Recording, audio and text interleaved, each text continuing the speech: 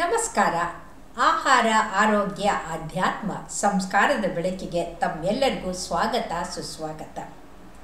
ಬನ್ನಿ, ಇವತ್ತು ಅಜ್ಜಿ ಕಥೆಯಲ್ಲಿ ಇನ್ನೊಂದು ಈಸೋಪನ ಕಥೆಯನ್ನು ಕೇಳೋಣ. ಇದನ್ನು ನಮ್ಮಜ್ಜಿ ನನಗೆ ಹೇಳ್ತಾ ಇದ್ರು. ಈಸೋಪ ಗ್ರೀಸ್ ದೇಶದಲ್ಲಿ ಕ್ರಿಸ್ತ ಹುಟ್ಟುವ 600 ವರ್ಷದ ಹಿಂದೆ ಆದಂಥ ವ್ಯಕ್ತಿ.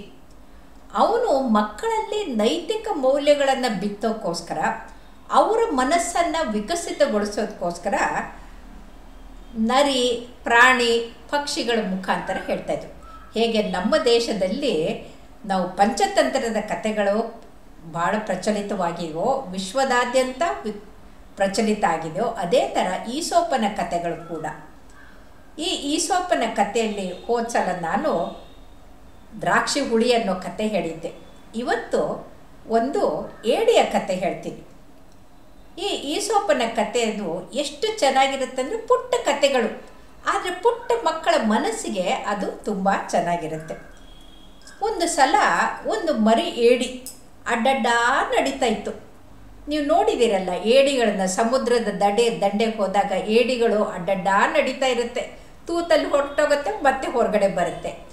ಈ ಮರಿ ಏಡಿ ಹೀಗೆ ಅಡ್ಡಡ್ಡ ನಡೀತಾ ಇರಬೇಕಾದ್ರೆ ಅಮ್ಮ ಬಂದು ಹೇಳುತ್ತೆ, ಅಲ್ಲ ಮರಿ, ಎಲ್ಲರೂ ಮುಂದೆ ಮುಂದೆ ನಡೀತಾರೆ, ನೀನು ಯಾಕೋ ಅಡ್ಡಡ್ಡ ನಡೀತೀಯಾ, ಅಡ್ಡದಾರಿಗೆ ಹೋಗ್ತೀಯಾ ಅಂತ. ಆಗ ಆ ಪುಟ್ಟ ಮರಿ ಏಡಿ ಹೇಳುತ್ತೆ, ಅಮ್ಮ ನನಗೂ ಕಲಿಸ್ಕೊಡಮ್ಮ, ನನಗೂ ಮುಂದೆ ಹೋಗೋಕ್ಕೆ ಇಷ್ಟ, ಮನುಷ್ಯರ ಹಾಗೆ ಮುಂದೆ ಮುಂದೆ ಮುಂದೆ ನಡ್ಕೊಂಡು ನಾನು ಮುಂದೆ ಹೋಗ್ಬೇಕಮ್ಮ, ನನಗೂ ಕಲಿಸ್ಕೊಡು ಅಂತ ಹೇಳುತ್ತೆ. ಆವಾಗ ಎಡ್ಡಿ ಪಾಪ ನೋಡು ಅಂತ ನಡೆಯೋಕ್ಕೆ ಶುರು ಮಾಡುತ್ತೆ.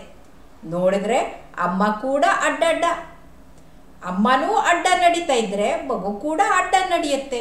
ಇವತ್ತಿನ ಸಮಾಜದಲ್ಲೂ ಕೂಡ ಹಾಗೆ ಆಗ್ತಾ ಇದೆ. ಅಮ್ಮನೇ ಮೊಬೈಲ್ ನೋಡ್ತಾ ಇದ್ದರೆ ಮಕ್ಕಳು ಮೊಬೈಲ್ ನೋಡ್ತಾರೆ. ಅಮ್ಮನೇ ಕೋಲ್ಡ್ ಡ್ರಿಂಕ್ಸು, ಫಿಝಿ ಡ್ರಿಂಕ್ಸು, ಆರೋಗ್ಯಕ್ಕೆ ಹಾನಿಕಾರವಾಗಿರುವಂಥದ್ದು ತಿಂತಾಯಿದ್ರೆ ಮಗು ಕೂಡ ಅದು ತಿನ್ನತ್ತೆ. ಅಮ್ಮ ಕುರ್ಕುರೆಗಳ ಥರ ಟ್ರಾನ್ಸ್ಫ್ಯಾಟ್ ಇರುವಂಥ ಬೇಕ್ರಿ ತಿಂಡಿ ತಿಂದರೆ ಮಗು ಕೂಡ ಅದನ್ನು ತಿನ್ನುತ್ತೆ.